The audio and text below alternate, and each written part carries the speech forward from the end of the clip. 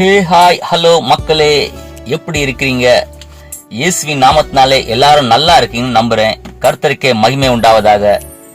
இன்னைக்கு நம்ம பார்க்க இருக்கிறது ரட்சிப்பின் புதிய நம்பிக்கை பற்றி தாங்க. இன்று நம்ம ஒரு வாலிபனை பற்றி பார்க்க இருக்கிறோம். அந்த வாலிபன் பெயர் ஜோ. அவன் ஒரு மோசமான குடிகாரனாய் எப்பொழுதும் குடித்துக் கொண்டிருக்கிறான். ஒரு நாள் அவன் குடித்துக் கொண்டு வாகனம் ஓட்டி செல்லும் போது சாலையில் ஒரு வாலிப பெண் நடந்து சென்று கொண்டிருக்கிறாள். ஜோவோ குடித்துவிட்டு அந்த வாலிப பெண்ணின் மீது வாகனத்தை மோதி விடுகிறான். அந்த பெண்ணோ அதே இடத்தில் உயிரற்று போகிறாள். விரைவாக அந்த இடத்திற்கு காவலர்களும் வந்து அடைகிறார்கள். ஜோவை கைது செய்து சிறையில் அடைத்து விடுகின்றனர். சிறையில் அடைப்பட்ட பின்னரே தான் செய்த தவறின் விளைவுகளை உணர்கிறான். ஜோ சிறையில் அடைக்கப்பட்டவுடன் அவன் வாழ்க்கை அத்துடன் முடிந்து விட்டது என்று எண்ணினான். அவனுடைய குற்ற மனசாட்சி அவனை வாட்டியதால் அதற்கு முடிவு கட்ட எண்ணினான். அந்த சமயத்தில் அவனுடைய மன ஆறுதலை தேடி தவிக்கிறது. அதோ அங்கே ஒரு தேவ மனிதர் சிலருக்கு இயேசுவை பற்றி சுவிசேஷம் சொல்லி அறிவிக்கிறார். அதை கண்ட ஜோ, யார் இவர், எதற்காக இவரை பற்றி அறிவிக்கிறீர்கள் என்று கேட்கிறார். அந்த தேவ மனிதர், இவர்தான் இயேசு,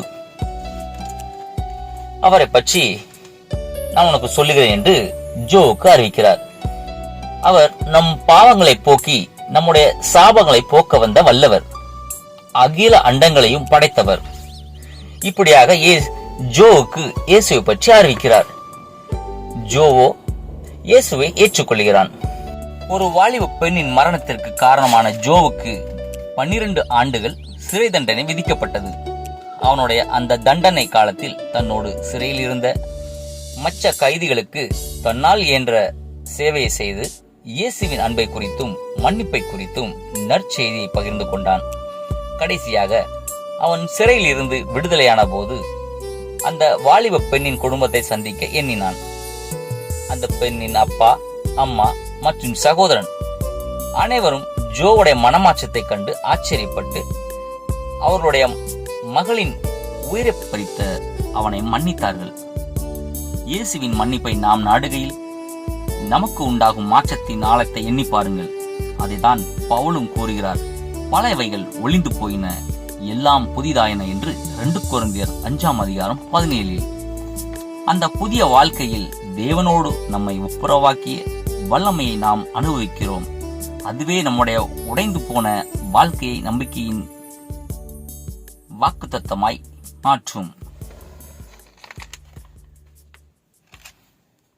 இயேசு நமக்கு இலவசமாய் அருளும் மன்னிப்பையும் ஒப்புரவாகுதலையும் நாம் ஏற்றுக்கொள்ளும் போது பழைய பயங்களும் பாரங்களும் நம்மை விட்டு விலகி புதிய நம்பிக்கை நமக்குள் துளிர்க்கிறது. எனவே உங்க வாழ்க்கையிலும் பல கஷ்ட நஷ்டங்கள் இருக்கும்.